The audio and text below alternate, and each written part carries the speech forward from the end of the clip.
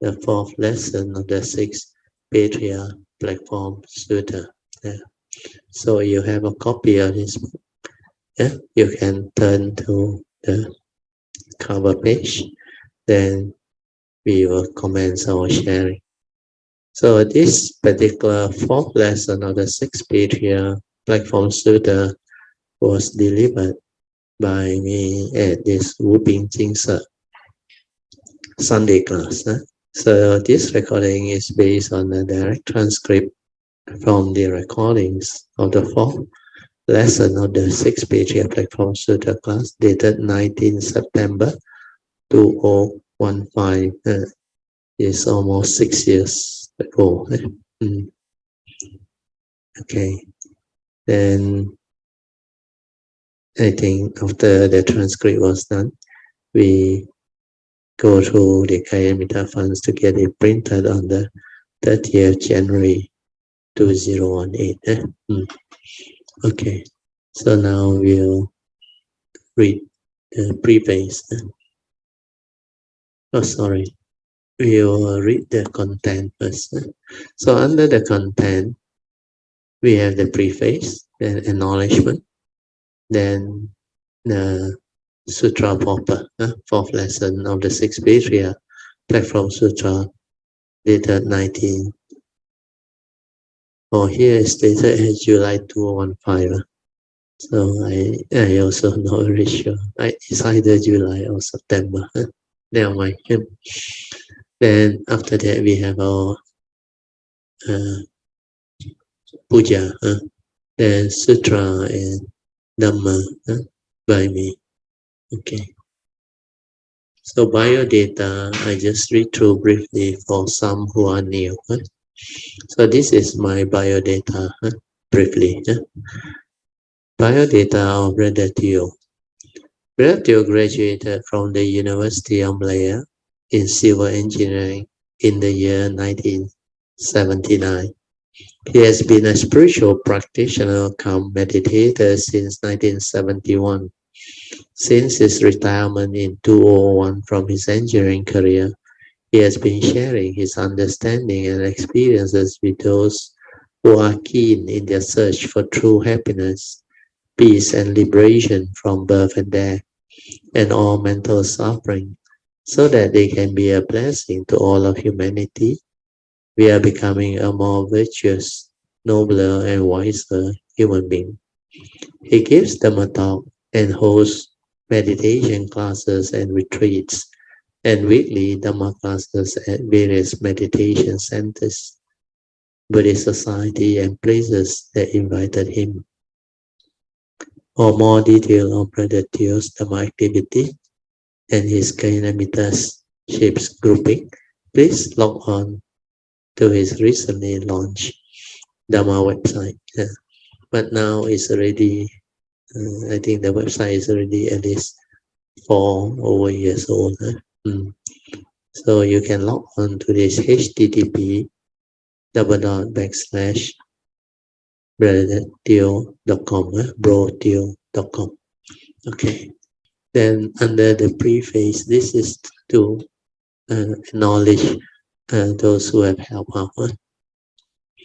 It is Brother Teo's sincere wish that Dhamma friends, spiritual practitioners, seekers of truth, and cultivators will be able to make use of this enclosed Dhamma transcript note to develop a better understanding of the Buddha Dhamma as taught by Sakyamuni Buddha, so that they may progress along the path of Dhamma cultivation to become more virtuous, nobler, and wiser human beings that can be a blessing to all of humanity and the world. As these notes were mostly compiled based on the direct transcript from the recording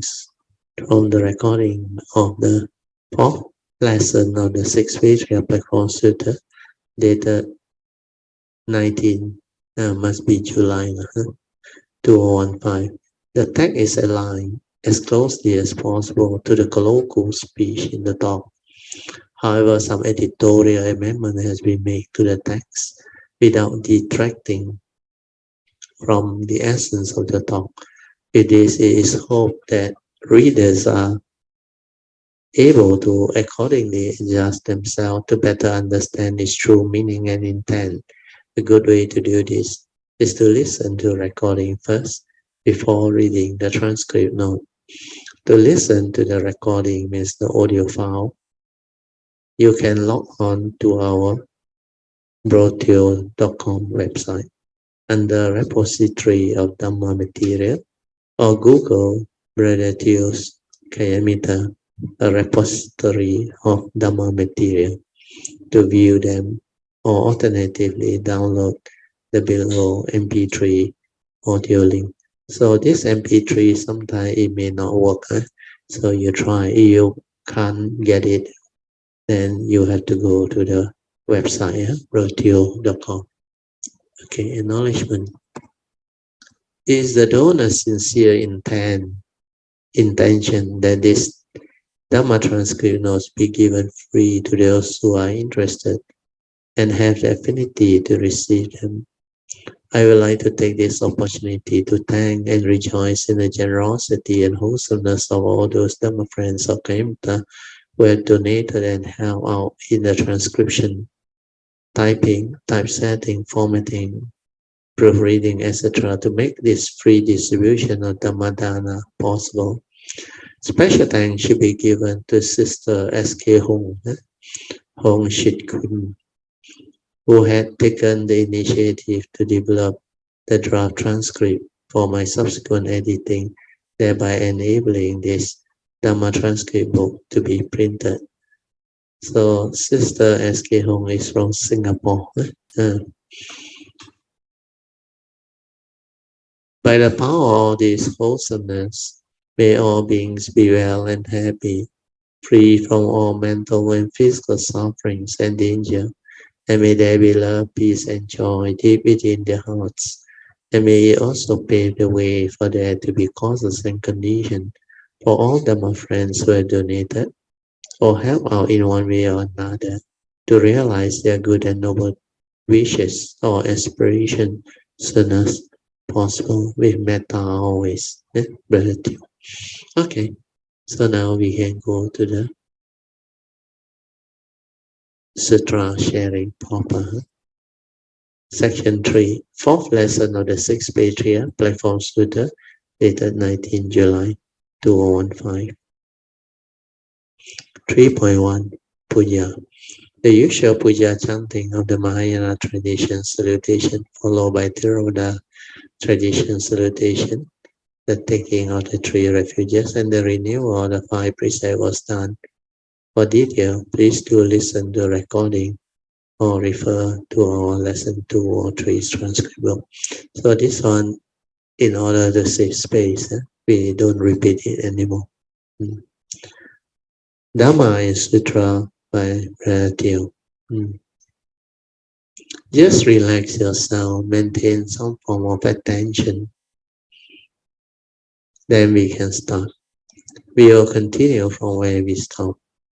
We shall turn to page 31. So this book is the sixth Patriarch Platform Sutra book by Master Xuan Hua. He has these commentaries. So we will follow in the book. So if you want to refer, you can refer there. But before that, we will recite the opening verse for starting the sutta. Please turn to the first page. Verse on opening the sutta is immediately after the introduction to the first 6 patriarchs.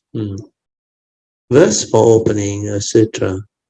So this one, you have to pay attention. The verse is very important so that you understand the significance of these sutras. Then how blessed one has to be to receive such teachings, to be born a human being during the era of the sasana and to receive such teaching. So I'll read through. Hopefully you can find that. Just give me a minute. Yes. Testing. Yeah, just the connection went off. Sorry. So I will read through the verse for opening a sutra so that you can develop the understanding of it. The unsurpassed, profound, and wonderful Dhamma is difficult to encounter in hundreds of millions of aeons. I now see and hear it, receive and uphold it, and I vow to fathom the Tathagata's true meaning. So such is the uniqueness of such teaching, because such true Dhamma are very rare, very, very rare. So this verse is to serve as a reminder. It's very important that you understand the rareness of coming across such a sutta. Okay, we will turn to page 31, where we will continue our sharing. A general introduction edited by Bishu Fahai of the Tang dynasty. What follows is not the sutta text, but an introduction to the sutra which was written by the sixth patriarch's disciple Fahai. This was written by the sixth patriarch's disciple Fahai. So I will read them. When the sixth patriarch taught the Dhamma, Master Fahai followed him, recorded all of the things the patriarch said. Later he compiled and edited his note, calling them the six patriarchs Dhamma Jewel Platform Sutta. Then I asked, had he not done this, we would have no way to study the six patriarchs Dhamma. Therefore we should certainly be grateful for such compassion as his. So these are causes and conditions that leads to the transcript or the notes that were taken by Fahai, one of the close disciples of six patriarchs.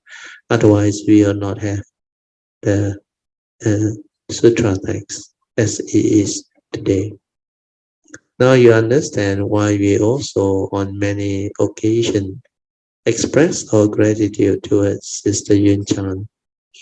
If Sister Yun Chan had not, during the year 2004, invited me to come out to share the Dhamma, all this sharing will not happen, and we will not have what we are having now.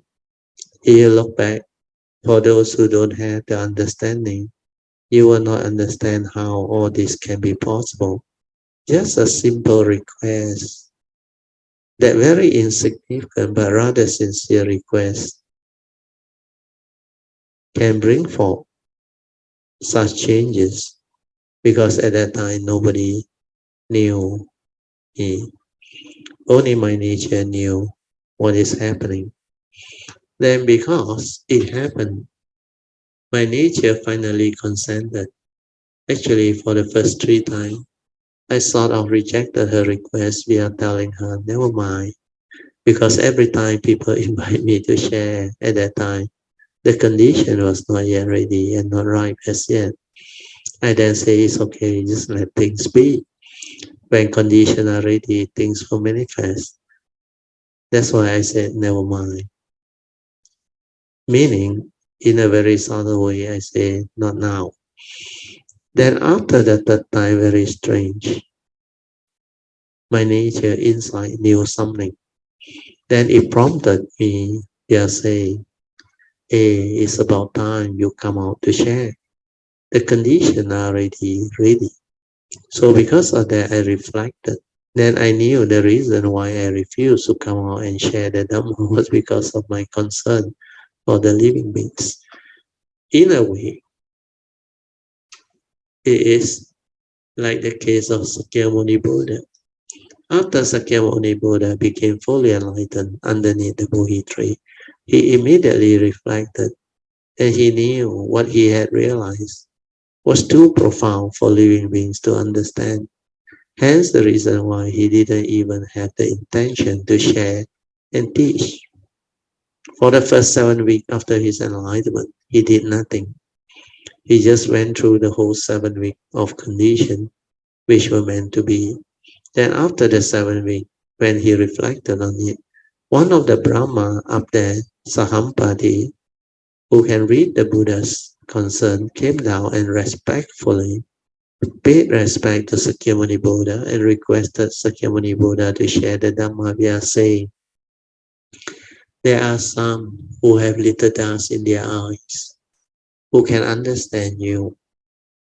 Then Sakyamuni reflected and said, "Yeah, there are some, like his two teachers, who had taught him. If they were still around, they would have understood." So he surveyed the world. Then he realized both of them had just passed away. One of them passed away 1 week ago. The other one passed away 1 day ago.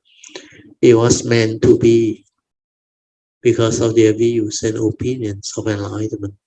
To them, they thought the 7 jhana and the 8 jhana are the highest. They already make determination and very strong aspiration to be reborn in those realms, thinking that was the ultimate goal. And because of that, it obstructed them from receiving the actual teachings or truth. That's the reason why they must die before Sakyamuni Buddha became fully enlightened. Otherwise, their vows and aspiration cannot be fulfilled. That's why when you make vows, you have to be very careful. You don't make vows to obstruct yourself. So that was the reason why. When you have gratitude and are grateful to people who understand, it will bring forth the causes and conditions for beautiful things to arise. So this disciple of the sixth Patriarch, his name is Fahai. He knew the master's teaching was very profound, and at that time he didn't have the luxury of having a recorder to record the talk like us. So he has to write down the notes. And do you know how difficult it was? That time we heard from Sister Alicia sharing, telling us how she appreciates those people who sacrifice their time and energy to do the transcript for us. It was not easy. But when she knew that the transcript can be so beautiful and so meaningful, she also volunteered to do it. The first half an hour was really not easy for her. Then she came to realize how difficult it was to do it by those who have done it. Actually, those who volunteered doing it do so beautifully because of their faith, their strong faith. And they, after listening, realized the beauty of the Dhamma that was shared. And their heart received so much joy. And they want to do up the transcript so that other people can also benefit from it. And when they started doing it, it's not easy, I can tell you. You can ask them all. Every sentence, every line when you listen, you have to pause and write it down. Otherwise, you can't follow. Then after you write it down, you read and read and reread, or listen and re-listen until it stabilizes. There is so much joy. Then only you start to understand what has been shared, what's so beautiful. So we should thank them all. So let us rejoice. Sadhu, sadhu, sadhu. When you do it, it will benefit yourself and others. So whatever things you do, if it's based on goodness and wholesomeness of heart, it will bring forth. It will bring about great benefits to all. Like yesterday, I told my son the same thing. We went for breakfast around SS2 area, within our housing area. All the parking lots were taken up, but opposite the parking lot on the other side, you can do a parallel parking. There was just one space at the end, just enough for the car to go in. Then I told my son, I think we park there. He said, okay. But because I try to park as near as I can, And he actually had this kind thought. He said, Daddy, I think I should reverse a bit. I said, yeah, otherwise the other car cannot come out. Then, do you know what happened? He reversed and parked. Then he went in. We went in for breakfast. After breakfast, I came out. Then I shared with him. There you see, that kind thought of yours has enabled the car in front to come out. It turned out to be a blessing in disguise. It helped us because there was another car that was parked behind us. No more space because he parked very close to our car. If we have parked very tightly in front, we also cannot come out. But because we allow space in front, we could still come out. So when you think you are helping others, you are actually helping yourself. These are the Dhamma that we can learn. As long as we have goodness, kindness, and you are considerate, and you feel for others, for people, then whatever you do, those wholesomeness will protect you. It is your inheritance. So don't be selfish, don't be deluded, and don't be so calculating. You may say, that fellow cannot come out. It is that fellow's problem. If you think this way, in future, you yourself will get stuck inside. You must never do that because later on, other people will do it to you and there is condition. Then you realize during that time, you may say, these people, they are so inconsiderate. How can they do this to me? But who created the condition in the first place? It's you, because nature or the law of karma is very fair. So these are the basic principles of living. When we understand karma, we will understand all this. Nature has its own nature's law that governs life and existence. So if you accord and flow and understand nature's law, you will know how to live. That's why this expression of compassion and gratitude towards Pahai is very good. You must always have this in your heart so that your heart will open up, so that you will have more and more gratitude and kindness in you. Please do listen to this. I seldom mention this. Maybe I have mentioned it before, but not often.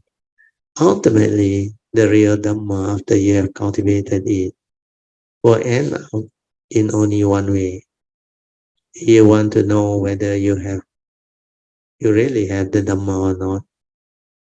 You will have to check whether you have more and more virtue or not. You will come to realize that finally it is the virtue in you that reflect the real awakening. You cannot develop virtue on its own naturally. Then you don't have the Dhamma. People who have the Dhamma will automatically have virtue. Will have, I read again. People who have the Dhamma will automatically have great virtue.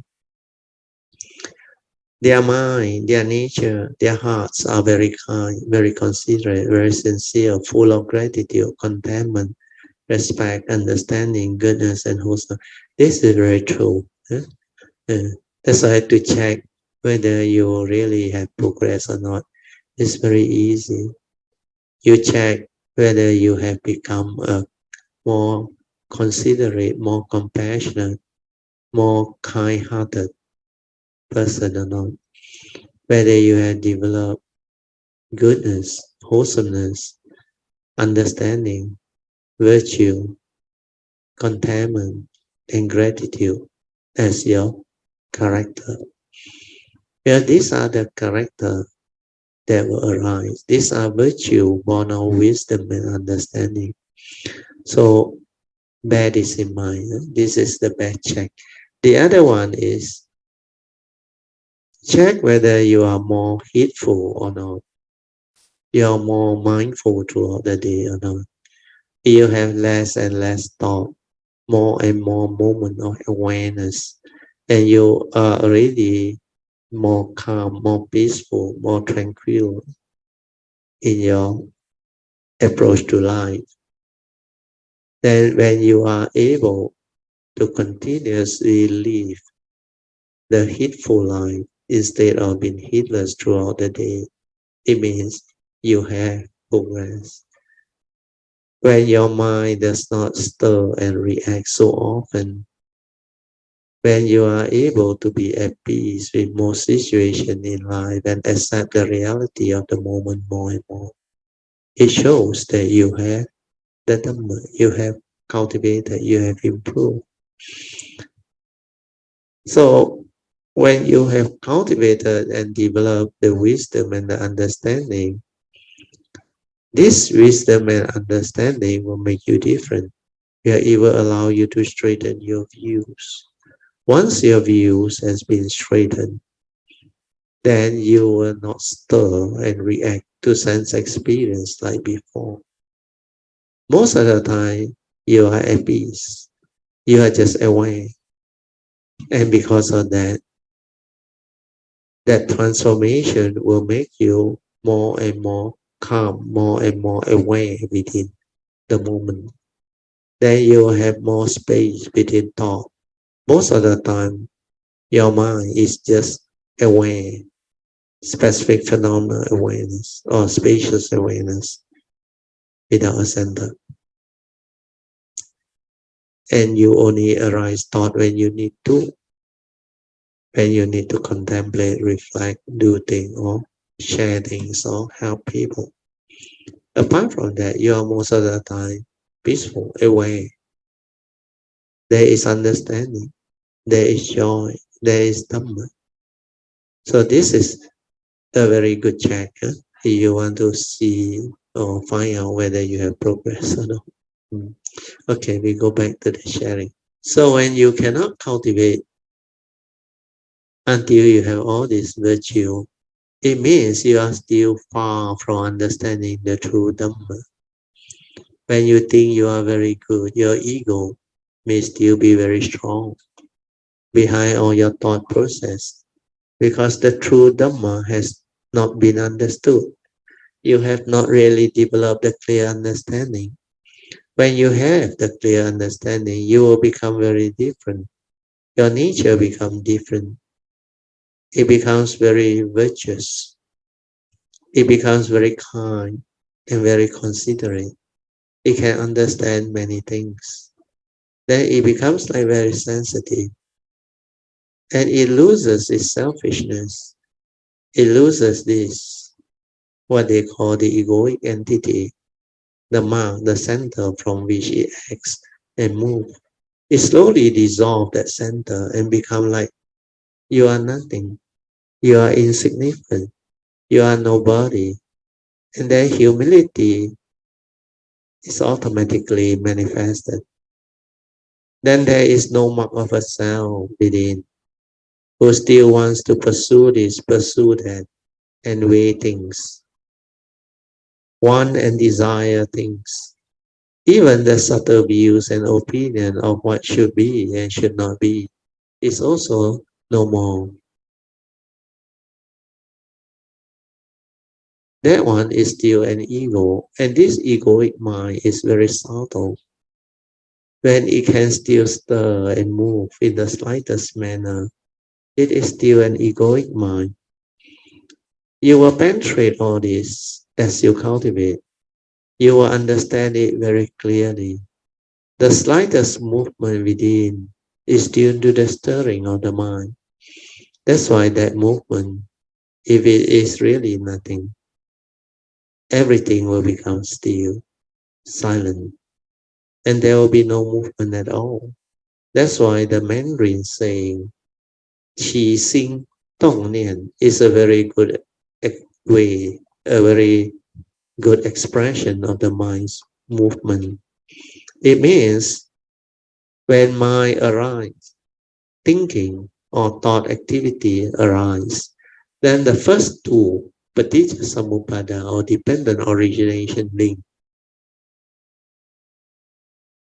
无名言行 or avijja paccaya sankhara, which is dependent on ignorance, thought activity arise, become meaningful, very clear, and very easy to understand.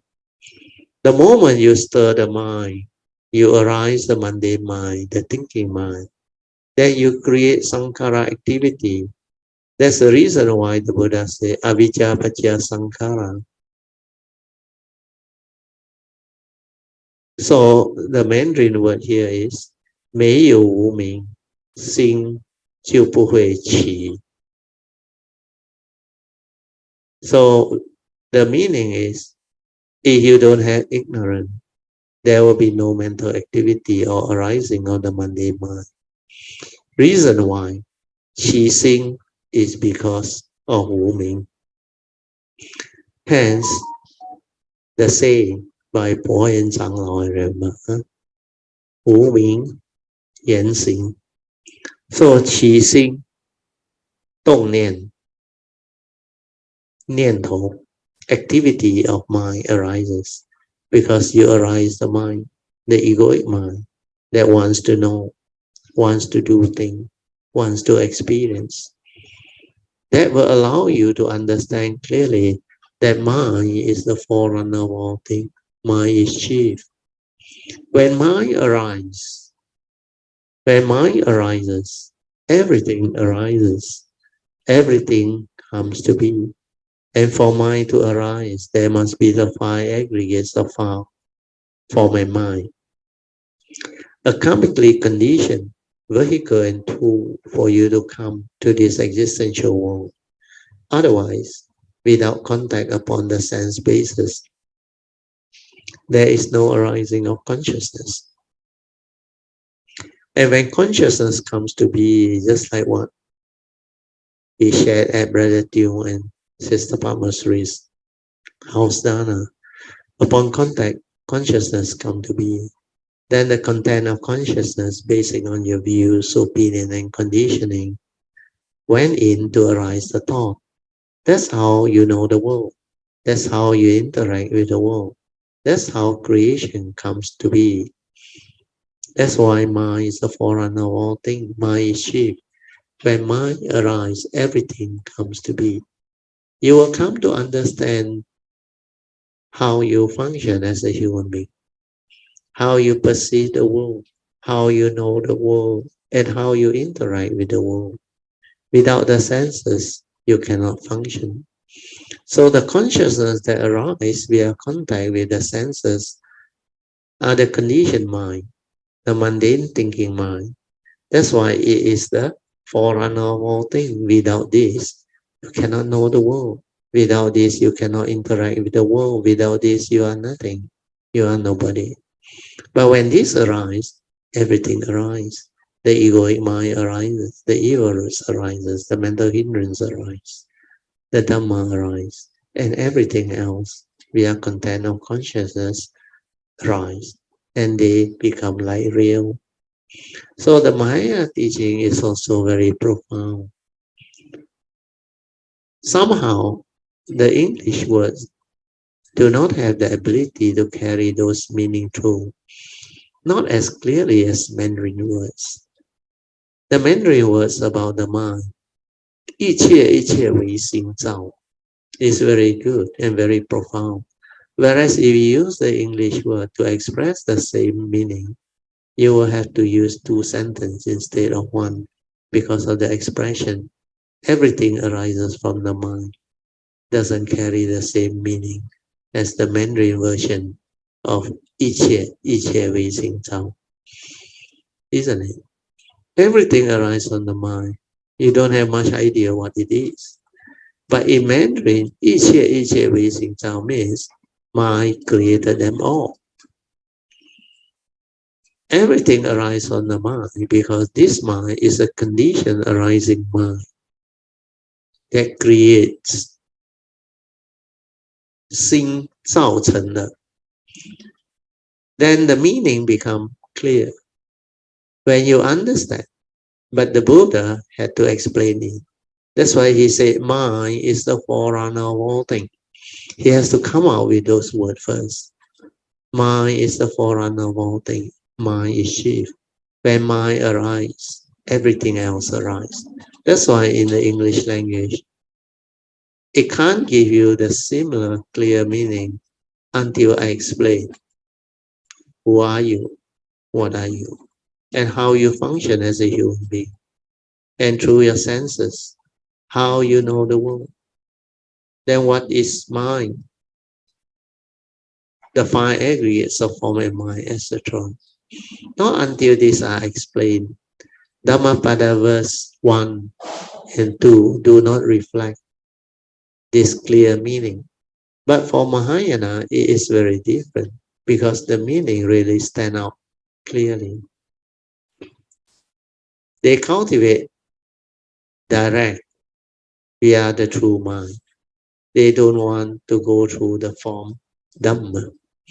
They go direct to mind. They go direct to the true mind. In order to understand the true mind, you must understand the mundane mind, the thinking mind. Then only you can understand the true mind. Without the mundane mind to create, there is nothing in this universe. He know you, he know me. Everything ceases to be. But when mundane mind comes to be or arise, everything comes to be. That's why mind is the forerunner of all things. Mind is chief. Hence, we need to take care of this mind. We need to train this mind. We need to be heedful via this mind. Only then can we develop the understanding of who you are and what you are. From that understanding, you can develop the wisdom to liberate your mind, to free your mind from all this delusion, so that you are not entangled by it, by what it creates for you. Once delusion is understood, then wisdom can liberate the mind. Then it can bring about cessation. Then only it can bring about the ability for you to connect to your true nature. From this, you can see things as they are, to insight into phenomena, to break free from final ignorance. Delusion, which is self-delusion, is only a very small part of avijja or ignorance. Ignorance is very immense, whereas self-delusion is only a small integral part of ignorance. But it is a very powerful delusion, because from this small integral part, it can develop the very clear and important initial wisdom to enable the mind to cease, and for the mind to actually connect back to its original true nature. Then from there only, the great understanding, the great awakening can come about, so that ignorant woman can be completely rooted out. Ignorance is very much deeper than self-delusion. Self-delusion is only about the egoic mind. Ignorance covers a lot more than the egoic mind. Ignorance covers the lack of understanding of all nature's law that governs life and existence. Not only the five aggregates of form and mind, which is only a very small aspect of truth, but ignorant of the truth, the law that governs life and existence, that one is very powerful.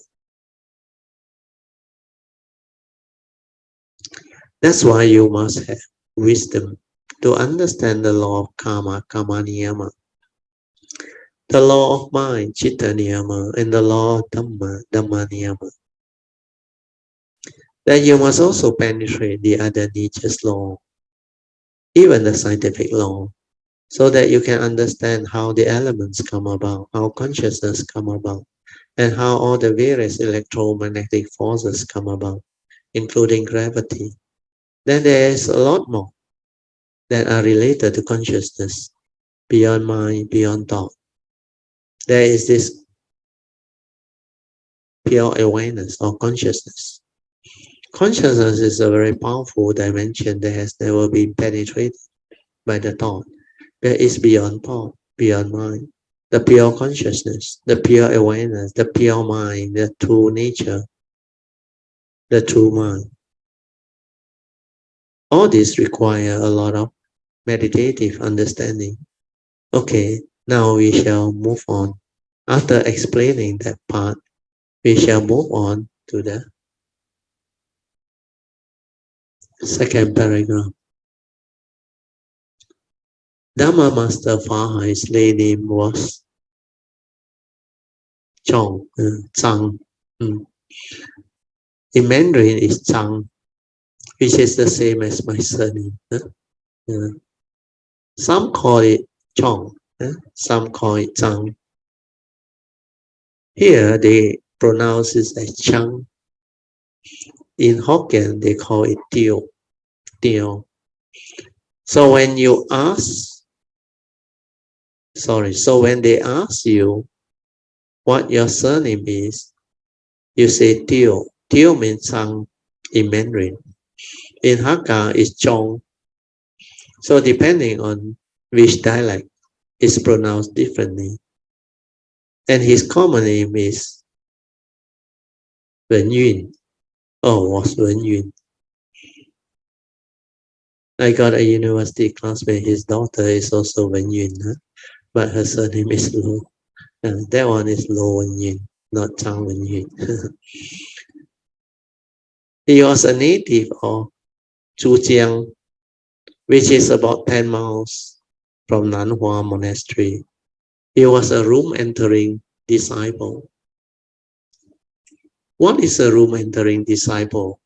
In Mandarin, it's called 入室弟子. 入室 means what? Enter room. It means very close disciple.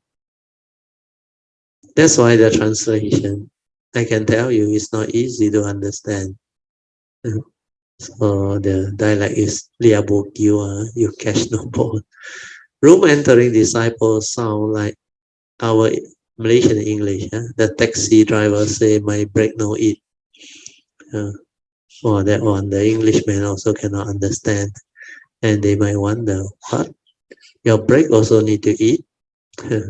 Because we translate literally from our dialect, our Hokkien dialect, means brake bo chia. That is a disciple to whom the master had transmitted the Dhamma. So that's the meaning. Though his introduction is not part of the Sutra proper, I will explain it to you because it narrates some important events in the life of the great master. The great master was named Huineng.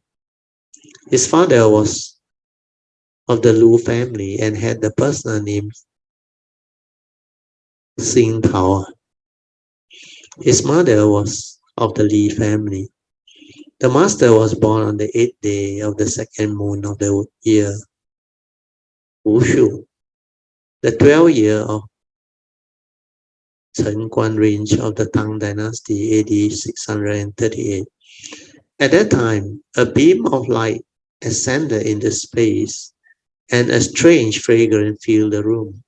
At dawn, two stranger bhikkhu came to visit. They addressed Master's father, saying, last night a son was born to you, and we had come to deliver his name. It can be Hui above and Neng below. The father said, why should he be called Hui Neng? The monk said, Hui means he will be bestowed the wisdom, the Dhamma, upon living being. Neng means he will be able to do the Buddha's work. Having said this, they left. No one knew where they went. The master did not drink milk. At night, spirit appeared and poured sweet dew over him. So he had such parami, no need to drink milk, but Deva came and fed him. Great beings came and poured sweet dew over him. Then we read the commentary. The great master refers to the six patriarchs winning. The master's merit and virtue was great. He had great wisdom and compassion, and so was a master of God and man. This means that he is also very well cultivated, and his cultivation is almost finishing. So he can become Sammasambuddha too.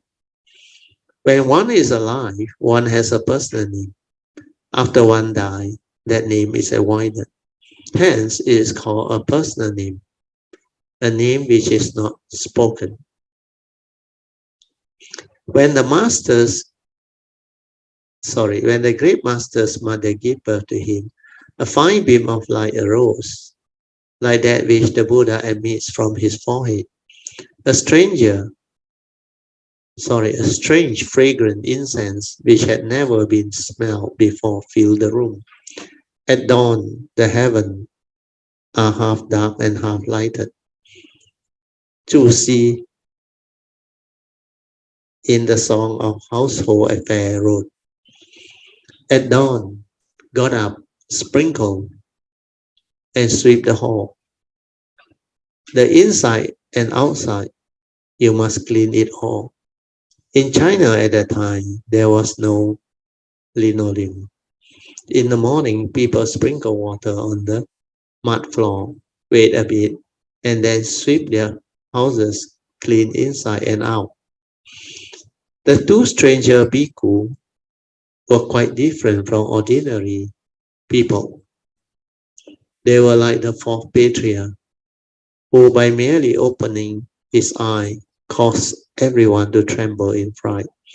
These two unusual bhikkhu came to name the sixth patriarch. Isn't this strange? Who has two bhikkhu come to name him? To say above and below when referring to a person's name is the most respectful form of address. What the newly born patriarch ate was sweet dew. This one, what do you think above and below means what? All the beings up there and down there also agree that he is the one. Means above and below, Tianti. Even like Sakyamuni Buddha, I think, when the Mara challenged him, he raised his hand sign, remember? One pointed to the sky and the other hand to the ground. He said heaven and earth bear witness because he had perfected the cultivation. He grew up at the age of 24. He heard the Sutra and awoke to the way. He went to Huang Mei to seek the seal of approval. So the note, the sutta that he heard is the Vajra Prajna Paramita Sutta, means the Diamond Sutta. The sutta is the Venerable Master Hua's commentary is available in translation from, I think this one must be their website. At the age of 24, he is illiterate, a woodcutter with no formal education. He just heard one verse from the Diamond Sutta. The mind must have no dwelling, and he awakened straight away. It is so easy. It is like so easy. So now I repeat, mind must have no dwelling. Have you all awakened? You all may awaken too. Then we read the commentary. Some say that the sixth patriarch was 24, others say he was 22. As the Chinese way of counting, he was 24. And as the Western way of counting, he was 22. Whether he was 22 or 24 is not important. Do you know how the 2 years difference come about? The Chinese has a particular way of counting. The Chinese count from the day you are conceived. Then 10 months later, you deliver.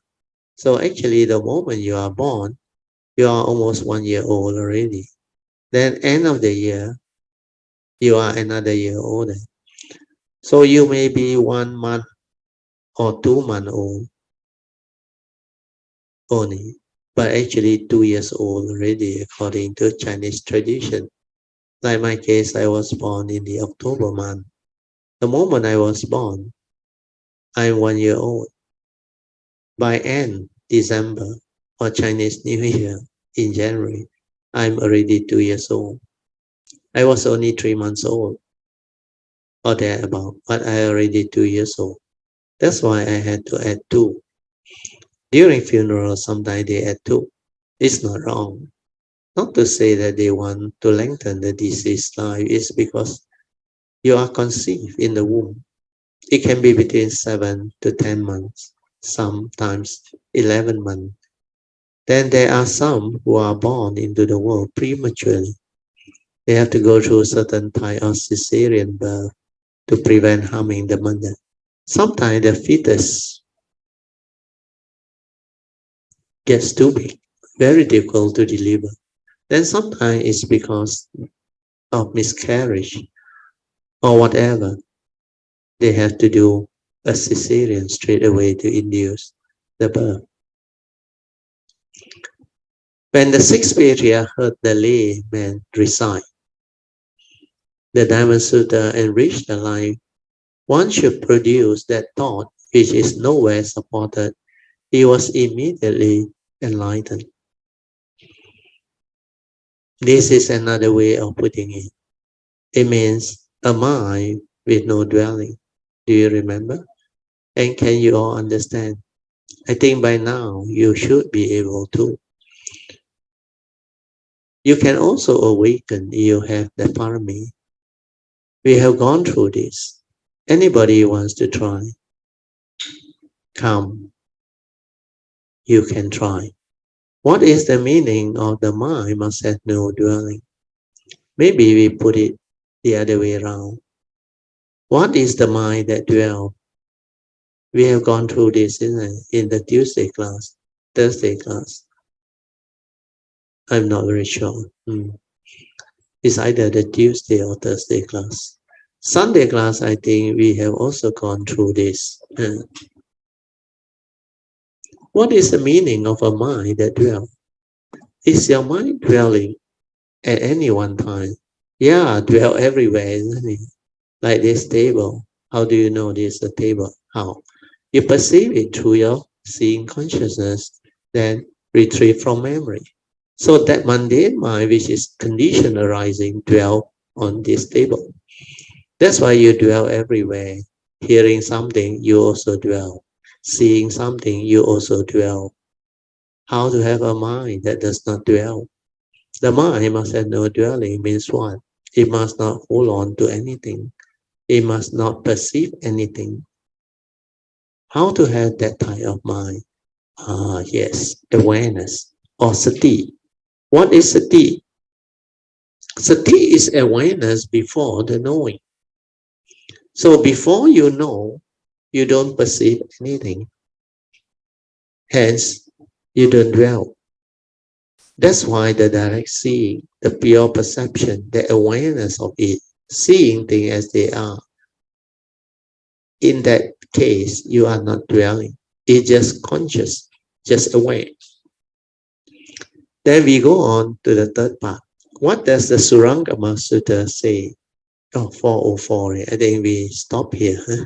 Okay, we are off the light so that you can have your 45 minutes of awareness-based meditation. Then after that, we will come back. Huh? I will set the alarm now. Just relax body and mind completely. Free your mind. Then maintain awareness. Stabilize the awareness nature. Then allow it to be. Use it to develop understanding. Use it to observe. That is your true mind, meditative mind. Okay. So this part is very important. This part on the Surangama Sutta. What does the Surangama Sutra say? Surangama Sutra has a very famous saying. It says, perception of form is one. All these are interconnected. Yes, it's consciousness. Then why is it consciousness? How do you know this is a table? You perceive it through your mundane mind or thinking mind, which is consciousness and its content. What is the content inside there? The content inside there is what you perceive is a, because you perceive it as a table. So that word table, the concept, becomes the content of consciousness. So whatever you put in is the content. So perception brings the external form into the mind. So because of that, the Surangama Sutta say, perception of form is consciousness. So this refers to the normal seeing, where if you just develop the normal mundane seeing, then you will say, this is a mountain, or this is a table, or that is the Buddha image, because that is what commonly accepted by mundane people. We are all trained using knowledge, using concept, words. So when we perceive something, it's always through consciousness, because we have to be conscious of what we see, or what we hear, what we smell, what we taste, what we tactily feel and think. So this six sense spaces is capable of six types of perception or consciousness. When you arise the respective consciousness, then you will perceive whatever that is within that consciousness. It can be seeing, hearing, smell, taste, tactile, or thought consciousness. So that perception of the external form is definitely the mundane mind's consciousness. Then there is another part, which the Surangama Sutta says, whereas it's non-perception, is wisdom. Oh, that statement is very profound. You can understand that statement in its true sense, means you have awakened. So this part is very beautiful. You perceive it through your memory. Perception of form can be anything. Can be the table, the fan, the Buddha image, the Kuan Yin image, or this hall, Wu Ping Jing Se, or even all of our kilometers, Dharma friends. Or you perceive my voice, my vibration, etc. These are all external form, visual form, verbal form, and vibrational forms. So all these forms, if you perceive them, they come from consciousness. You will become conscious of what you hear, what you see, etc. The moment you are conscious of what you see and what you hear, you dwell there. So that is the meaning of dwelling. Do you understand? So this is dwelling. You are dwelling everywhere, because normal people, they always perceive. And when they perceive, the memory is activated. Then through memory, through views, opinion, and conditioning, you will stir your mind. You will react to what you see, what you hear, what you smell, what you taste, and what you tactily feel and think. So all these are what perception and dwelling is all about. You dwell somewhere. Whereas it's non-perception is wisdom, according to the Surangama Sutta. Non-perception means what? When you don't perceive, what does that mean? It means awareness before the knowing. means you don't dwell. You are just aware. That's why it's wisdom. When you are just aware, that is the direct seeing. That's why the mind must have no dwelling. And straight away Huineng awakened. He straight away knew because his mind was like that. He was born without the mundane mind. His mind never dwelt anywhere. He was aware. He was fully aware. But he learned all this from culture, from society, from the conditioning that the people taught him. That's why he was already, oh, sorry, I think the English is not so smooth. He was already born with a pure mind. Huh? No need the word therefore. He was already born with a pure mind, a true mind. He didn't have a mundane mind. And because of that, when people spoke the truth, he immediately was awakened too. He can awaken too. That's why you don't need to have any knowledge. You don't need to study anything.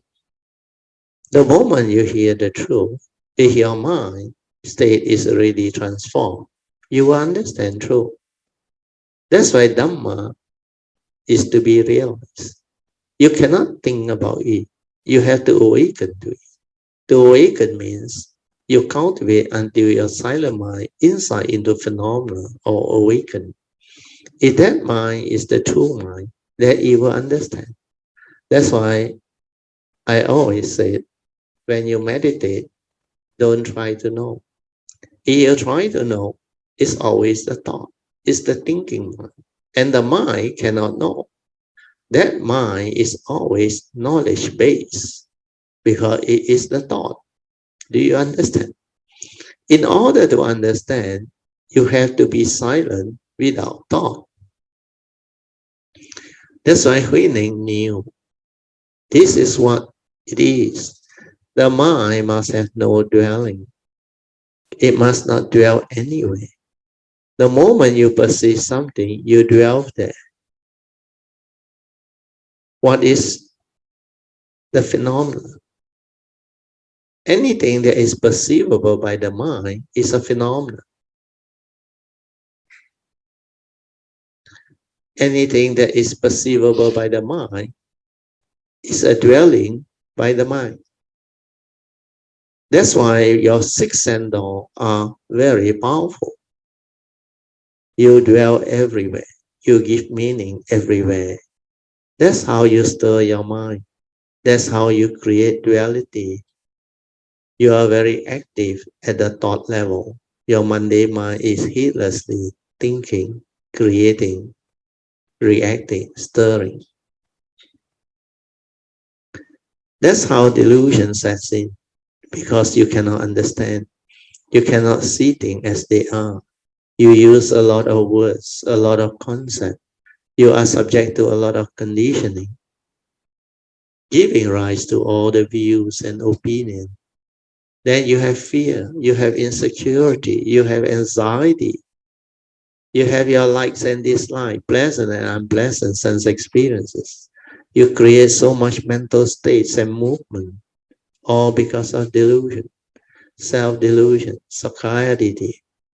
When you believe this is you, then the content of consciousness is capable of bringing about satiety, self-delusion, to delude you into possessiveness, greediness, selfishness, and emotional negativity.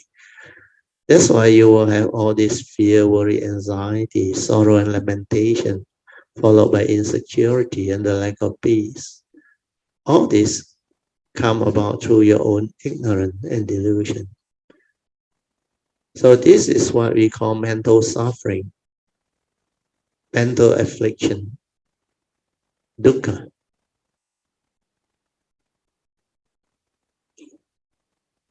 Then I ask, is it clearer? Clearer, isn't it? Slowly, as this one stabilizes, one day you will understand, or kautim in Cantonese, meaning done already. Actually, it's true. It's not difficult. Many of you very likely before the end of this year will come to understand what I mean. And these are possible, not difficult. As you slowly develop the understanding via reflection and contemplation and listening to straighten your view, and then cultivate the daily mindfulness, which is a very important part, sincerely, you will transform. So this one you have to bear in mind. You have to listen to Dhamma, constantly listening to Dhamma, then reflect, contemplate, to develop and stabilize your understanding. Then you can straighten your view. And to do this, you must at the same time cultivate daily mindfulness so that you are mindful, aware, sensitive. When you do all this consistently, sincerely, you will transform. You do the training of the mind until the mindfulness arises and stabilizes. Then you will understand. When you are ever mindful, you will definitely understand. The form and mind will understand. Then the awakening will come, the understanding will come. Then during that time, the form and mind will come to realize very clearly the following. No wonder living beings cannot understand. And no wonder living beings cannot break free, because they hold onto the thought and the self-delusion. So recently I sent out a video for sharing. I think it's 2 part, I think, which I received from Sister Huilin in the year 2016, if I'm not wrong. So this 2 video is spoken by a professor, I think, from Canada or what. He's from the Tzu side. He has the understanding too. He wrote a book on this. He said you have to understand your complete, they call it the self or whatever, means your complete self, means your complete nature, both the mundane and the supramundane. Then he said, human beings are most of the time lost in thought, caught in the thinking. That is the only instrument they know, which is very true. And thought process play a very large part of their life. They are hardly aware or mindful. That's why they cannot understand there is another aspect of mind which is different from thought. So that one, if you listen to it, you can develop the understanding. It will help you. Because Huilin and they all that time, they knew what he shared is very similar to what I share, except there are other aspects which he didn't manage to have the ability to share. But most of it is there. And he used Mandarin. That's why it's quite useful. But according to Huilin and the book itself is very clear. Well, in the book, I think they can write the whole thing there. Whereas in the talk, the 2 part sharing, there is limited time and not everything can be expressed inside there. Anyway, it's just for sharing, as a reminder. But the way he used the Mandarin to put is very good, because the Mandarin word can really show you what this delusion is all about, how the thought process has so much power over normal sentient being, and how sentient beings are caught in it. Okay, we are at page 22, so we finish. Yes, Alicia. Yeah, Alicia, yeah. Yeah, good You evening. can come in. Thank you. Sadhu. 我想 share yesterday 的 experience. Very good. Sadhu. 因为昨天我要去我的 farm，所以我起得很早。哦，沙丢。然后所以我就大概5点这样我就下去做我的普教。So Yes. 当我做我的普教的时候，因为很早嘛 Yeah, so yeah. so 那个 habitual 哦，就听到有一点声音这样。So 他的那个 fear 啊，就要 arise，you know。Yeah, yeah, yeah, yeah. You know, but then after that， 他还没有 dwell 去别的地方的时候哦，他就有一个understanding 哦，就是他会现出来啊。这个就是今天 Brad 就分享的，他说因观法界性，一切为心造。对，因观法界性，一切为心造。So after that， 我就在那边哭 ，Brad 就沙丢，很好。我想OK， but then 我就 continue 我的普加 ，then I didn't really 就我去做我的 whatever 东西 ，then 就 whole day Brad 就 from 那个我回到家差不多要整10点多11点 ，you know，就是那个整个的过程哦，你很清楚啊，就是沙丢，很好啊，很。讲不出来了，就然后我知道，我了解。就早上我一起来就那个 verse 一直出现在我的 heart area。沙丢，因为你了解了你的 nature 啊，会有那个感应，会有那个感应，very good， 沙丢，所以我是想借着这个机会来跟大家分享一下啦，因为这个 fear 哦，其实它是 retrieve from memory 这样出来的，一个 thought 来的。对。And like the Mahayana saying， 一切为心造 is mind make, created by mind, no reality. And how does it arise? Through the own sakkayaditi delusion, the habitual tendency, because we have been conditioned since young. There is fear of the unknown, fear of when the mind doesn't understand. That's why when that arises, that instant when you have the Dhamma, the Yoniso Manasikara will arise, the wisdom part, there it will cease or subside straight away, because no reality. Mind make adi. When mind doesn't arise, there is nothing to create.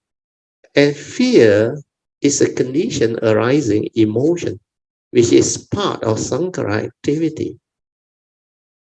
Dependent originating, condition arising, causal phenomena. So later on, as you penetrate all this, then you realize how wise the Buddha is. That's why he says, Sabbe Sankara Anicang, Sabbe Sankara Dukkhang, Sabbe Dhamma Anatta. That they are all the mundane mind, Sankara, mind state. So if you attach and cling, you suffer. And they are impermanent. They come and they go.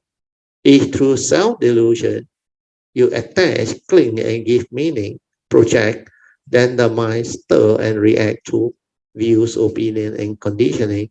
That's how fear trigger off. And fear was never you, not intrinsic in anyone. That's why this teaching is very profound. Then when you understand mind make a day, no reality. Think also like that, don't think also like that. He know you, he know me. No mark of anything. No mark of self, no mark of others, no mark of Dhamma, no mark of life. But to live life, existence, there is Dhamma. There is Four Noble Truth. There is the reality of life, and there is recognition of relationship and all those things. So these are the two aspects of Dhamma that we need to understand. One is to live life within the conditioned world.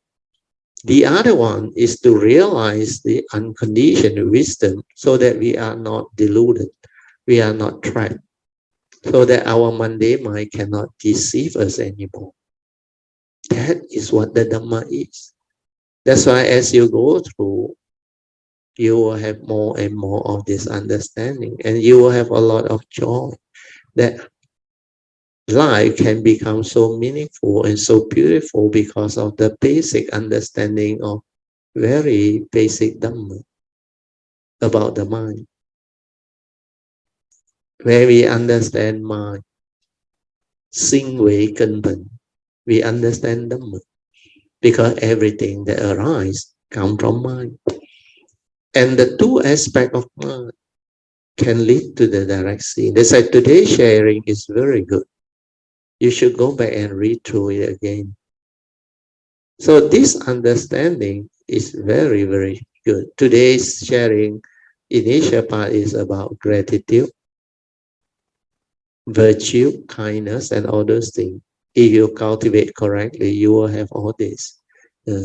So I think you also express it in the sharing in the early part, I remember. That's why I confirm it at that time. I said, whoever who have gratitude, kindness, goodness, virtue, wholesomeness, they are the one that has the Dhamma. The real Dhamma is to transform yourself personality-wise, character-wise, into wholesomeness. No more negativity.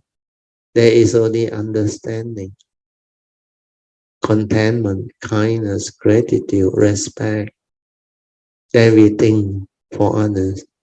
The negativity of selfishness, delusion has been rooted out. Then there is no more sakarity. There's no more emotional negativity. No more mark of a self, no more mark of others. We just live. When you just live means you have the Dhamma. You can accept everything that happens. You can accord and flow. Then you understand life clearly, perfectly, completely. The mundane mind's creation is no longer a mystery to you.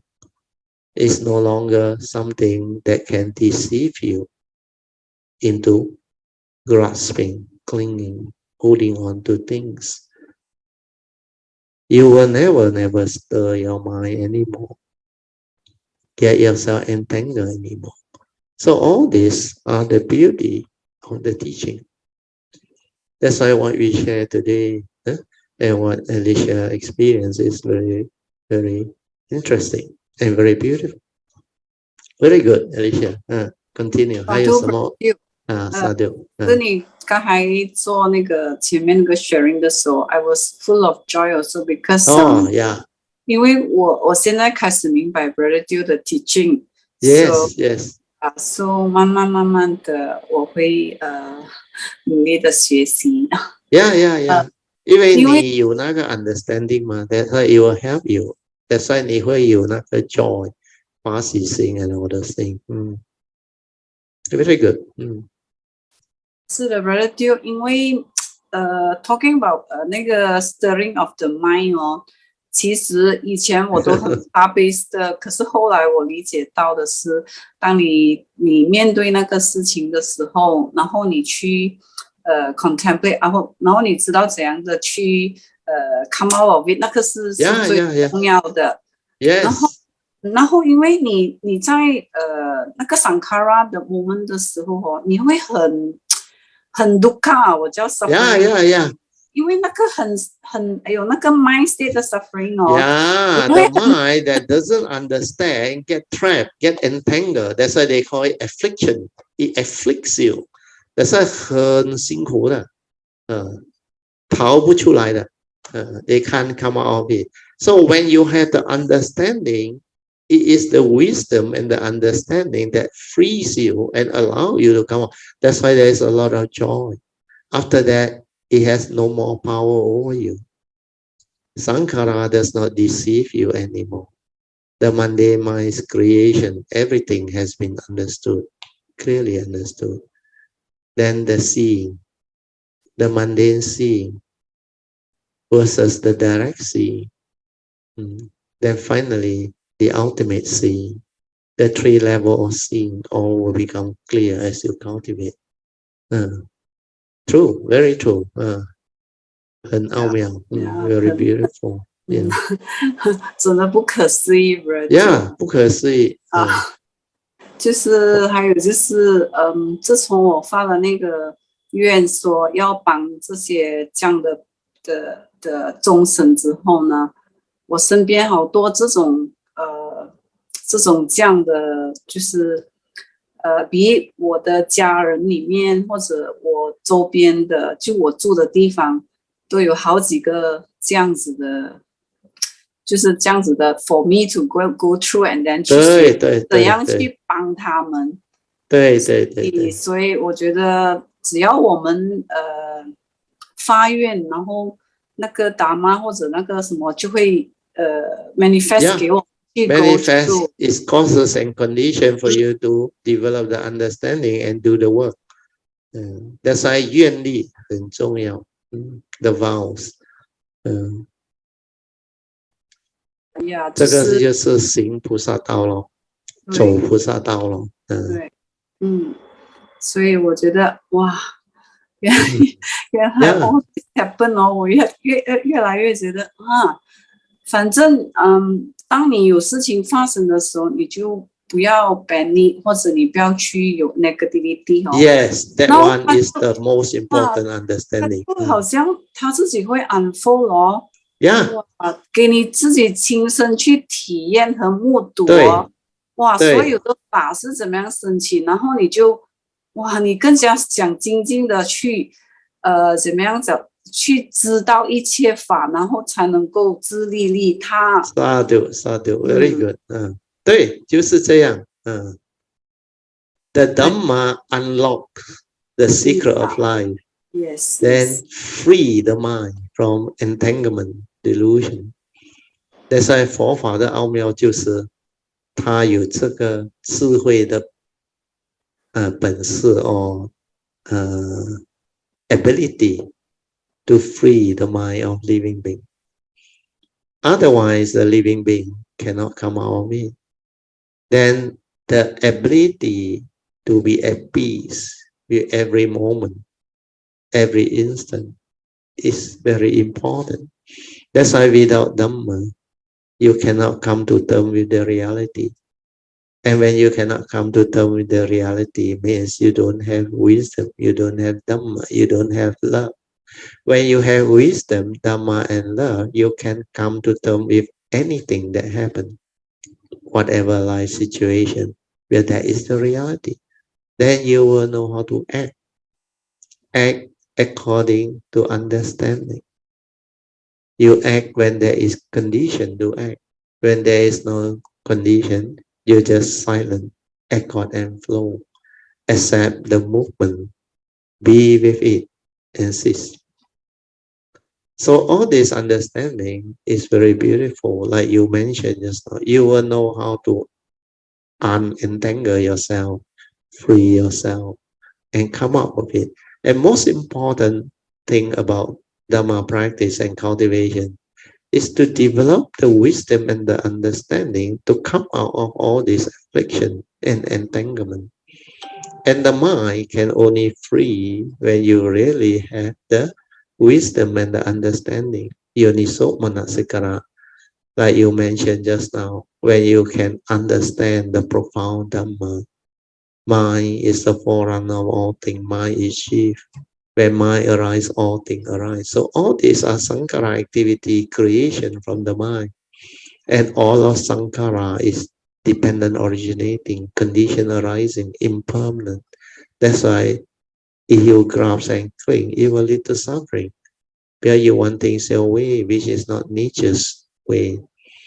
Nature's law has its condition, like the Buddha said.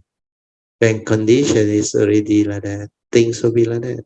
Cannot be otherwise. That's why the Buddha put it in the opposite way. Whatever that arises, there are causes and conditions behind. is telling you the opposite. But the reality is, when condition already like that, things will be like that. That's why whatever arises, there are causes and conditions behind it, following nature's law. And this is the reality. This is what is. You cannot argue against the reality. You cannot ask why. Yeah, all this are the sakkayaditi, self-delusion, the thought. The thought will have a lot of questions. The thought will want to have answer. The thought will want to reason, analyze, then to come up with reality, to do things. So this is where sakkayaditi is. The Sri Krishnamurti saw all this. He said, you have to be mindful, aware, to see all this. How thought divide through words, through concept, through dualities. Then how it creates misunderstanding, conflict, argument, war, and whatever. So the problems of life comes about through lack of understanding of this teaching, this Dhamma. Lack of mindfulness to be aware, to see clearly all this. So the cultivation become meaningful, like just now what was shared. You have to listen to Dhamma, constantly listen to Dhamma, what most Kayamita has gone through. Even Alicia last time, famous for chasing the talk chasing after Sri An for the recordings. And because she did it so consistently, with faith, constantly listen to Dhamma, then reflect, contemplate, then develop the understanding, then meditate, silence the mind, and transform. That's how the progress can come. That's how the understanding can slowly stabilize. Then when it becomes very clear, very stable, she can come out of all this type of thing, no more problem. Even 16 years of depression, the psychiatrist medication, or she can just drop. No need to take anymore. Then she see all this clearly. Then she has compassion towards all those who are still trapped in it. Then she will have gratitude towards all those that give her the condition to develop such understanding, to go through the test and other things. So actually, when you have the Dhamma and understanding, when you reflect back, you will thank them for actually allowing you to have such condition, to be afflicted, like Alicia's case, to go into depression and all things, because that's how life is. Without the Dhamma, without the understanding, you will get entangled. But if it's not because of this, she will not have the condition to meet out with me, my nature, and learn the teaching, then come out of it so beautifully. So everything is meant to be. So when you reflect back, when you clearly contemplate and develop the understanding, then you know everything is just the way it is, meant to be, will be. Everything is condition arising, causal phenomenon, and everyone is different. That's why these are very beautiful examples of various type of different living beings or kayamita that come in different form, different way, different condition to develop the cultivation differently. And everyone is different. Everyone is very beautiful. The way Alicia did it is her own way, which is equally beautiful. And her English is not good, but she determined. Like PG, her Mandarin is not good, but she have a strong mind, persevere, have faith, then follow the teaching. So all this can bring forth the condition, the causes and condition for them to develop the faith, to diligently cultivate. Then they will persevere and they will make great vows, like what Alicia have experienced. 沙丢啊，很好，等一下，还有什么？Sadhu Brother Dio，沙丢去呀，我想讲讲，以前2年多年前，我不是去 India 一个 trip，啊，对，yes，是然后我就在一个 Buddha image 的旁边，就是 basically is directly 跟那个 Buddha 旁边这样 meditate，OK，so 他就有一个 message 说，慈眼视众生。沙丢， So 当我回来之后，我就没有太多的想法。可是当我在 daily 里面哇，那个 sense 啊，这个 hearing 啊，一听到人讲什么就 react 一听到，然后我就心想，那你的慈眼视众生是怎么样做？就是你要慈眼视众生，他们也是众生，家里的人也是众生，都是众生。可是你这么一个小小的一个听到一句话就跳上来然后我就 reflect， 哇，这个很不容易耶，就是他是给你一个condition 你就觉得很苦，那个也很苦，因为那个 stirring 苦。然后慢慢我就去 contemplate， 慢慢一路走来，然后就越来越少，越来越会 react， 我就慢慢他就哇 whatever 他们讲我只有来OK， 如果是这样这样就这样咯，就慢慢的这样去，因为之前我从来就没有分享我怎样去 go through 我的 cultivation。阿松讲你每次只是讲你的什么，而你没有清楚的去 explain 你的 cultivation， 去去了解，对，所以我就想原来是这样经过了这样，然后你reflect， 然后你再知道下一回就讲了。下一回你在 encounter 的时候你就懂得怎样去处理，你就因为你 straighten your view 了。是，那个就是三转法轮the three turning of the Four Noble Truths。Maybe I use this to explain. It will help you and a lot of people. 因为 Bradil， 其实我的英文不好，所以我的 cultivation 的方法是我是就是说我从我一学佛开始，我就告诉我自己，我要断烦恼，这个是我的最重要的目的。最重要是我自己要断烦恼，而且我不要人家起烦恼。对，这个就是我的 main 的，所以很多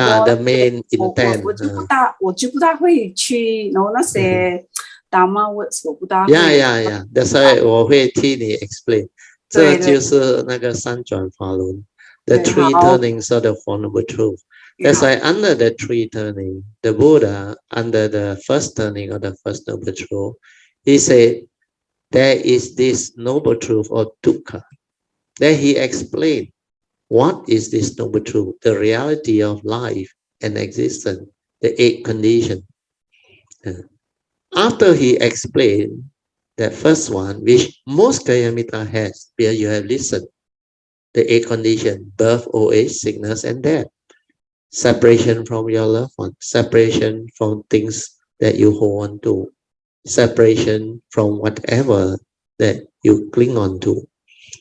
So separation also can lead to suffering.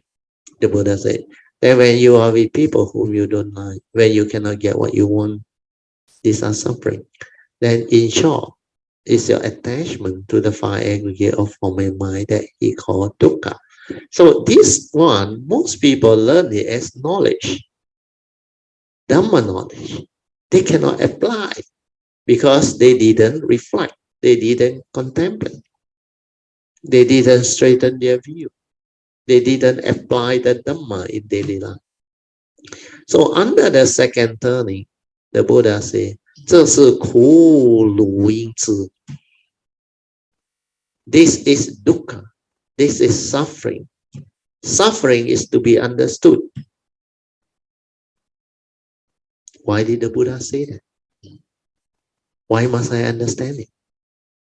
就好像你的 case, 你要断这个 suffering， 这个 affliction， 这个苦。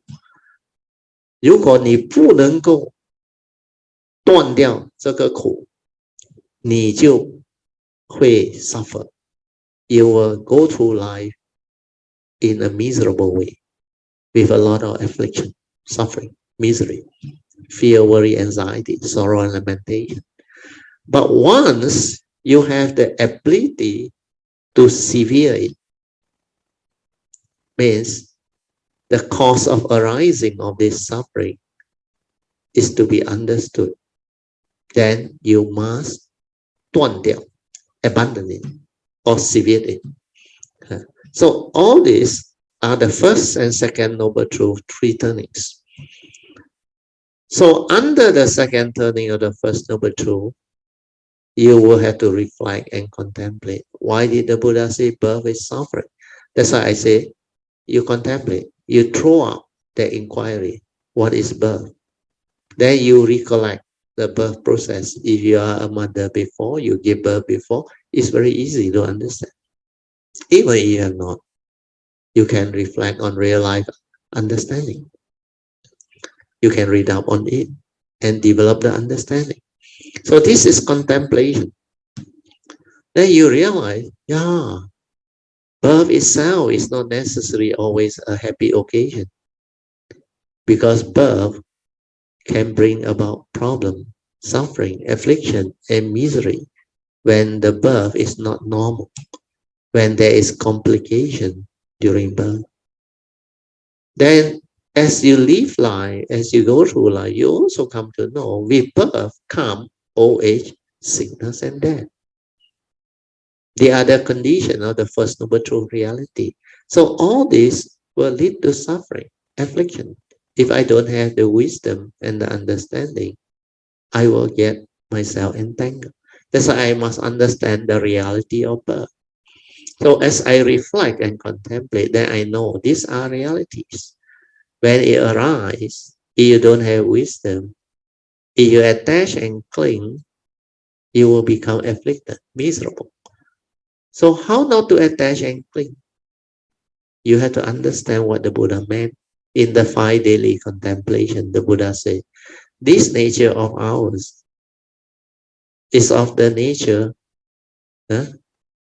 to go through life, to experience birth, old age, sickness, and death. And we have not gone beyond this, because the form and mind is subject to old age, sickness, and death. And this one has a birth.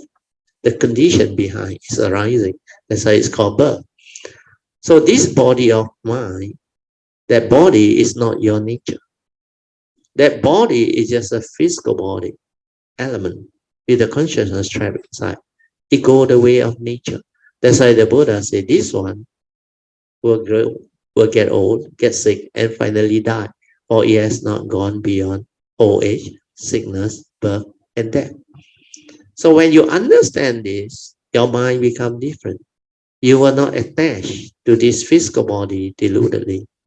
So birth, old age, sickness, and death is no more an issue, because this is a common reality for all mankind to experience and endure. Not only we have to go through, every sentient being. If you live life long enough, you have to go through, you have to experience. So the first noble truth reality is explaining to us the reality of life and existence. That this reality, every sentient being who lives life long enough will encounter, will confront, will go through and experience them. If you don't develop the Dhamma understanding to confront them, you will suffer. You will become afflicted. You will become miserable. So the 3 turnings of the Four Noble Truths is very beautiful.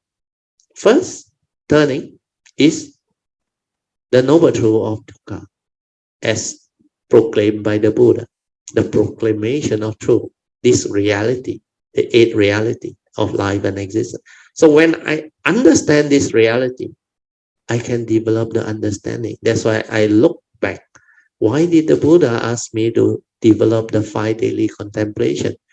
The first three refer to this physical body, so that I will not deludedly grasp and cling onto this physical body and worry about it getting old, getting sick, and die. But this is not me. This is element, go the way of nature. It's a common reality. There's separation, the fourth contemplation. All this which I hold on to, cling on to, and believe is me, they were separate from me. Where these are conditioned arising entity, causal phenomena. It doesn't belong to anybody. It has its causes and condition of its arising and passing away. They were finally separate because even the form and mind that you are born with, thinking that is real, is also dependent, originating, condition arising. So if that entity is also not a permanent, unchanging entity, then how can the entity own anything? When your breath stops, everything ceases to be. You no longer exist. Your entity erased. Sometime before your breath stops, your form and mind still around. Condition changes.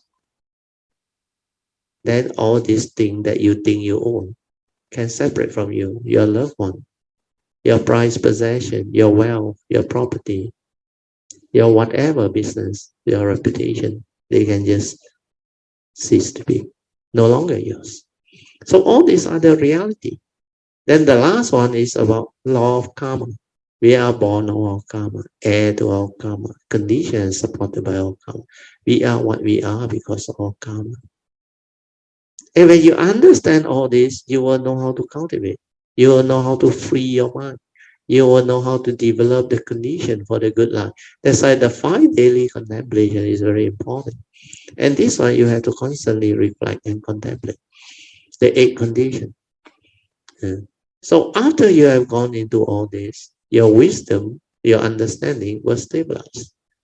Then when it's stabilized, you move on to the second noble truth. There's a cause behind suffering. The cause is always craving, born of sakayaditi, self-delusion. And then you reflect, why did the Buddha say that? What makes the mind egoic? How did the personality arise? How does the I, the ego, arise? Then how come from the personality, the egoic mind, the atta, the 3 evil roots arise? Because you think you exist. Then there is a delusion that wants to own, possess, hold on to things, cling on to things, control things. And when things don't go your way, you can become angry, emotional, unhappy. That's the evil roots of greed, hatred, envy, and jealousy. Then there is also the third one, fear, worry, anxiety, insecurity. This is suffering. The mind that has fear, worry, anxiety doesn't understand life. When you project your thought, when you cannot understand what thought is, then you will fail to develop the ability to stay in the present moment, to realize your true mind. That video also is mentioned. People cling on to their thought process, and the thought project into the future or recall through memory. So future has yet to come. It's not a reality. But because you go and think about it, which is not a reality yet, you project the fear. You go and worry over nothing. Then the past is already gone. No more a reality. But your phobia, your fear, you recall through memory and it creates intense fear. That's why holding on to the past, projecting into the future, they are not the reality of life and existence. It's not a solution. It creates more and more entanglement. And this is what the first 2 link, avijja paccaya sankhara, is. Because of ignorance, you create wrong thought. And what are wrong thoughts? Thought that condition your fear, worry, anxiety, sorrow, and lamentation, your selfishness, your delusion, your emotional negativity, the evil roots. So avijja paccaya sankhara means dependent on ignorance. You create thinking. And when you think, you project your thought into the past and the future. That's how suffering comes to be. When you project into the future, you create unnecessary fear. When you recall the unhappy moments, your phobia, you create all the suffering, the affliction through memory. Where you grab, you cling, you attach, it get you more entangled, more afflicted. So all this, you have to be mindful, aware, to see all this and wake up and tell yourself, it's only a thought. How come it has such power over me? And what is thought? Sankhara. Come and go. Come and go. It's a tool for me to live life. How come I so deludedly allow it to torment me, afflict me, and make me so miserable? Like Alicia says, small thing about the thought can make her unhappy at that time. That's why she determined to come out of it. So when you reflect and contemplate and develop all this skillful meaning and understanding, then you realize, like Gumoy, they all went through. He said, yeah, it's only a thought. My life, I decide. I hold the key to my own life destiny. To be happy or to be unhappy is entirely my choice. If I choose to be happy, nobody can make me unhappy. Then she free. Then she developed all this 一切为心造. Sankara ni 讲 mind make a day. Mind is a forerunner of all things. When mind arise, all things. So if I don't think, I don't create, I got no problem.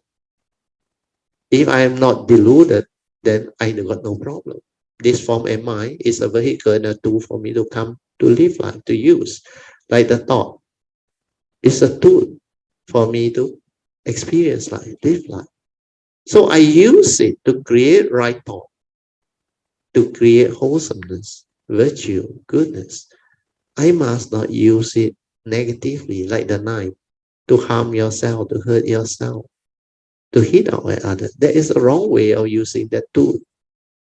But if you use it to shape fruits, cut veggie, do carving, serve you, and then that is the right way to use the tool, TOL. So your thought process, your thinking, your mundane mind is the same. It's a tool for you to use. So use it with understanding. Do not be deluded by it, deceived by it. So Noble Eightfold Path is about right view leading to right thought. So all these are connected. Then finally, when you finish your contemplation, you will awaken through the third turning. The third turning is always say the first noble truth. This noble truth of dukkha, the Buddha under the second turning is to be understood. Under the third turning, once you have finished all this understanding, you say this noble truth of dukkha has already been understood. Means what? You have understood what suffering is, the cause of its arising. And suffering can end. Cessation of suffering, nibbana, can be realized in the here and the now. Then the path that leads to the end of all suffering, you know, is Noble Eightfold Path. Here you have cultivated it. So if you cultivate this Noble Eightfold Path, it will lead to the end of all suffering. That's how the whole of life can be understood, and suffering can come to an end through the three turnings of the Four Noble Truths. So the second Noble Truth was also same. First turning, there is a cause behind all suffering. Second turning, second Noble Truth, the cause is to be severe or abundant. So this cause is craving, attachment, grasping, clinging, self-delusion. Then the third turning of the second Noble Truth is this craving has already been abundant or severe. That's why you got no more problem.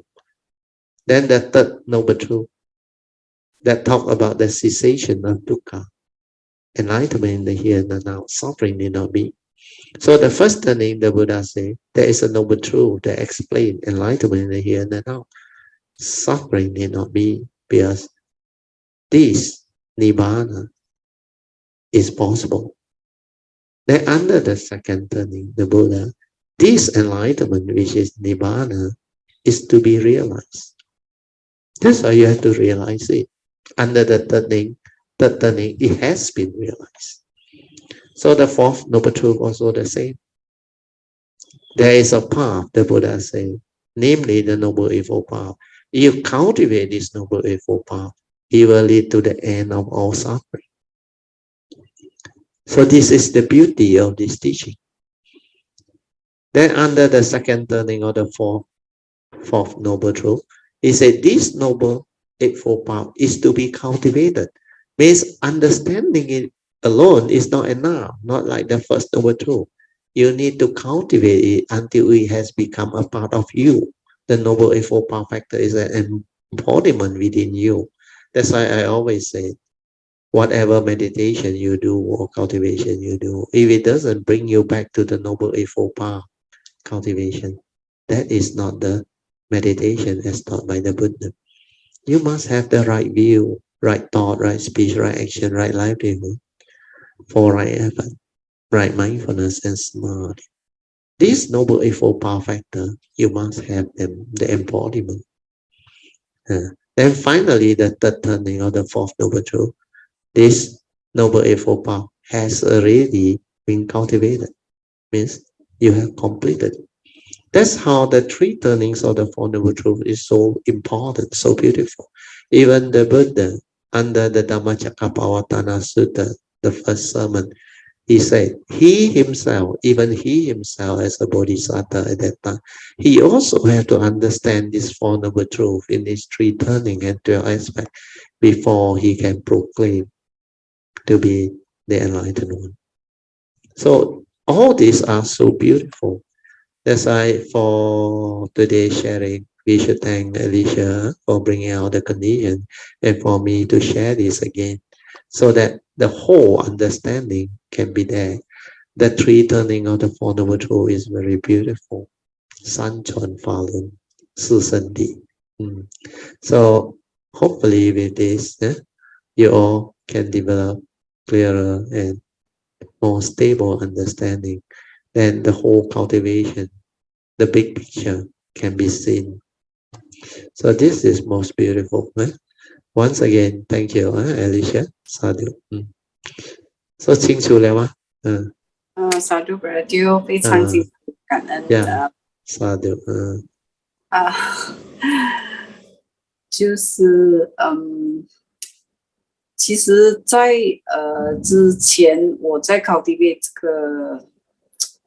这个so called 这个 suffering 啊，就是我一听到对，然后怎样去断这个苦然后我就去 trace back how this happened the cause of arising the cause of arising then 就是 from hearing then 一听到然后你的 picture 出来 recall through memory 对然后就这样然后经过无数次的 you know 这样第一次不成第二又再来第二次就是无数 you have to go through many times many contemplate reflect yes 所以主要是我们要肯下定决心的去改就是不要把那个就是 Brad 每次讲的 craving 就是其实我们的 subtle craving 就是everything 要我们依我们的方法来做对因为那个 mundane mind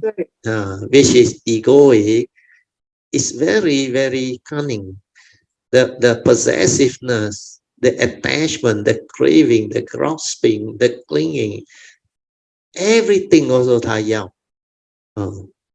好的也要不好的也要贪吗so that greed is the major cause of suffering the possessiveness the authority everything then when they cannot get what they want the emotional negativity the violence the hatred, the anger, all these are evil roots, leads to a lot of negativity of emotion. And all this war, conflict come from these evil roots of anger, hatred.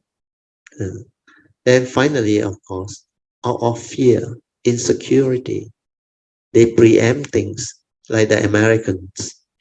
They cause a lot of havoc in the world because out of fear for others who may become better than them or threat to them.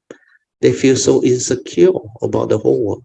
They can have nuclear weapon, other people cannot have. They can do all those funny things, but other people cannot. So this is not the way, not the Dhamma way.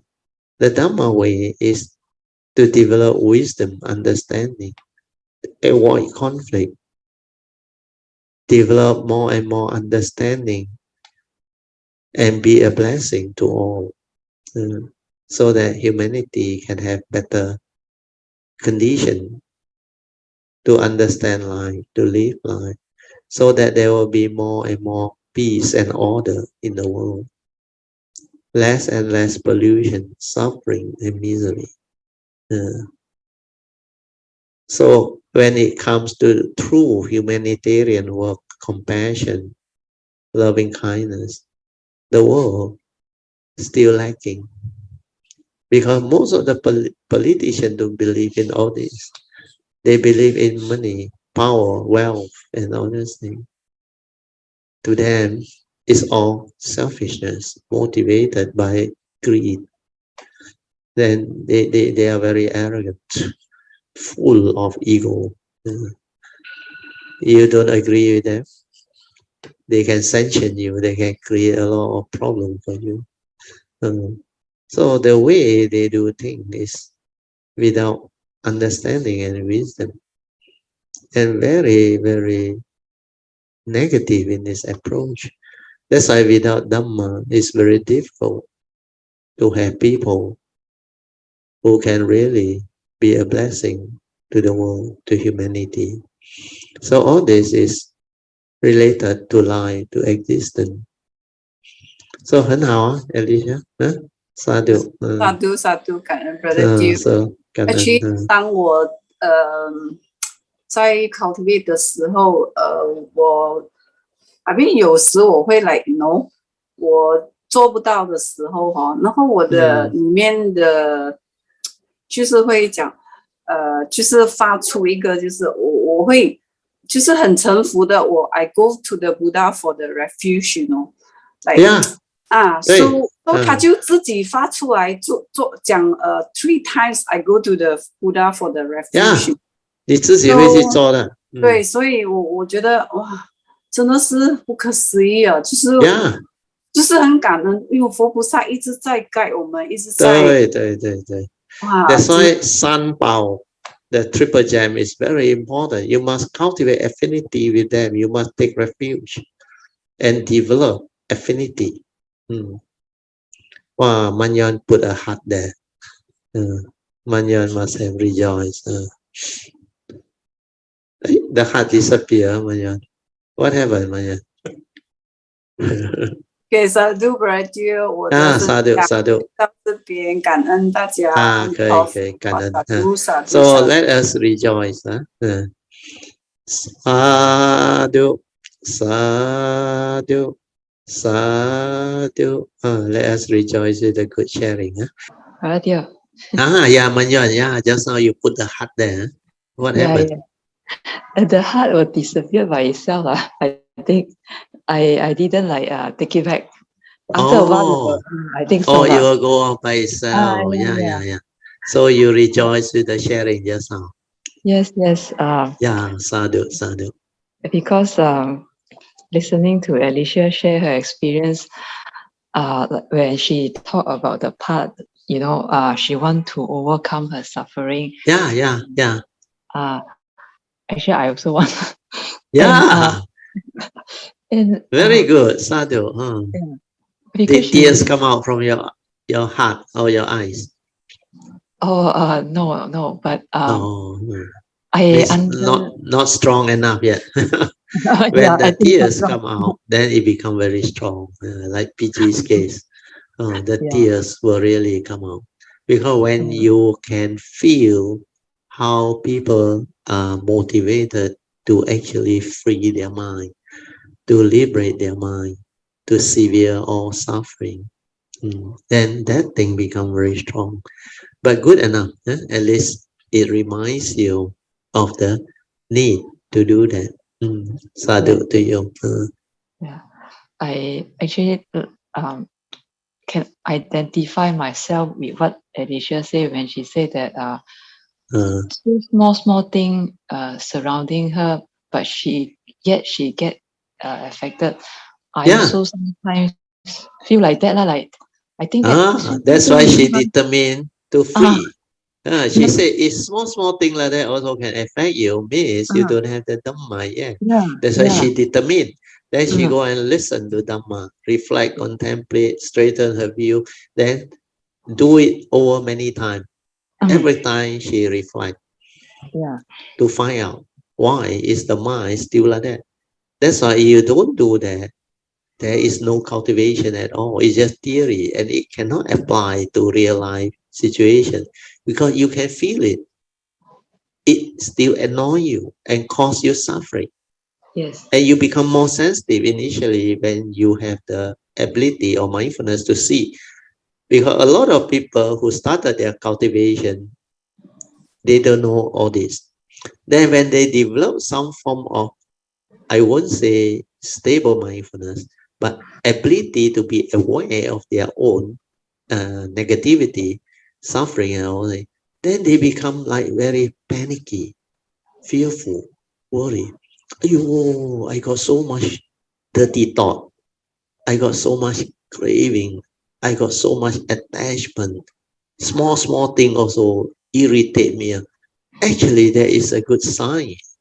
That is the beginning of cultivation. First is to see it. See it, then develop the urgency to straighten your view, to free yourself, like the Buddha said, retrospectively reverse it. Initially is to trace the origination factor. That's why Alicia went and did all this. You want to find out what makes her afflicted, suffer. Small thing also like disturb her, annoy her. So what is behind all this? Then he realized it's through the senses, through what she hears, what she recall to memory. And most of the time is from hearing and the thought process. Then sometimes it's from what you see. Then whatever that manifests will bring you back to the mundane mind. How the mundane mind actually get itself entangled. How the egoic mind arise. How the atta, self-delusion, scarcity, the entity that people take arise. Because we are so conditioned since young. Ask us to arise a thought that is not egoic. It's very difficult. Without Dhamma, you can't. Where everything is so tied to the entity that we hold on to. For me or not for me. If it's nothing to do with me or no advantage to me, no benefit to me, I don't want to do. That egoic mind, that selfishness is so strong. And that one is so full of the evil root, protective. So see all this. Then tell yourself, why did the Buddha say this is self-delusion, sakkayaditthi? Then why the Buddha say our form and mind is dependent originating? Because of that is impermanent. And because it's impermanent, it's not a permanent unchanging entity. That's why it's anatta, non-self, empty, no reality. Go into all this. Reflect, contemplate. Because this is only element, like the 5 daily contemplation. It goes the way of nature. Element got no knowing. How can it be me? Then you know the physical body is just a vehicle, karmically conditional for us to come to this world to use. Then we will not deludedly worry about it getting old, getting sick, and die. Yeah, this is a nature's law. It goes the way of nature. There is no reality. Then when you understand all this, you straighten your view. You accept the reality. We are not only you, all of humanity is subject to the same reality. So when you confront them, you must develop the straightening of the view, the wisdom to act so that you can free your mind. You don't go and project your thought and worry about it and create intense fear, worry, anxiety. You will not go and recall the unhappy past. Yeah, it's just a thought. How come thought has such power over me? And what is thought? It's a tool for me to use. Thought come and go, impermanent. If I attach and cling deludedly, if I give it power, there is a clarity. I will create wrong thought that condition my fear, worry, anxiety, and suffering. Then I must understand what is wrong thought. So whenever I'm unhappy, not peaceful, the wrong thought is there, the evil roots are there. All this contemplate, reflect. Then all the other Dhamma will come. Perception of form is consciousness, whereas non-perception is wisdom, the direct seeing. Then only mighty nature rolling by. Everything is just the way it is. Cause and effect, condition arising, causal phenomenon, following nature's law. He know you, he know me. Everything just flow. So all this understanding will stabilize and allow you to straighten your view and liberate your mind. Then the Yoniso Manasikara, the Dhamma will arise. So with this, Manyan, you will progress. That's why you must go into all this. So that determination to free is very good. Sadhu to you. Thank you. Anything else? Yeah. Nothing, just that I wanted to share with Brother Teo that when Alicia shared just now, I felt like I'm not alone. Yeah, definitely. Also said, that feel the same thing. Like I thought because nowadays I feel like there are more challenges, like the daily life. I mean, last time also the same, but now it's like more things to correct myself. Yeah, because you understand more already. Last time you don't know how to handle. Last time this thing continue to afflict you, but now you can find solution. You yourself has developed the ability, like your career side, your office side. You manage to resolve a lot of it already. So now it's zero in onto your personal life. So all this will continue.